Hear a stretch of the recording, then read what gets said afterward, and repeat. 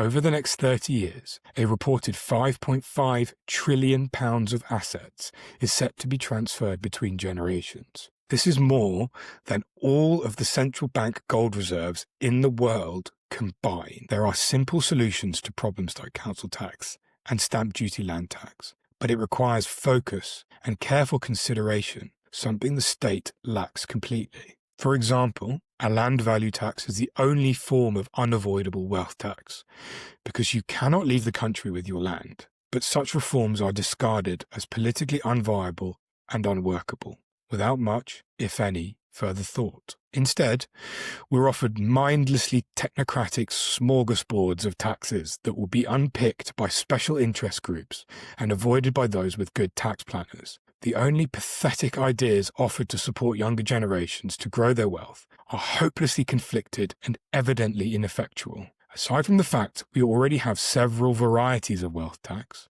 such as dividend taxes, capital gains tax, inheritance tax, and corporation tax, to name a few, all the aforementioned wealth must eventually go somewhere.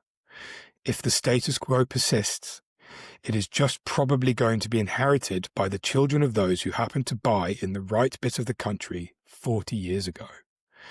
For all the complaint over inheritance taxes, the truth is, if you are lucky enough to have parents who bought well and didn't get divorced, then you too could inherit a property worth up to £1 million tax-free, not a penny paid to the exchequer.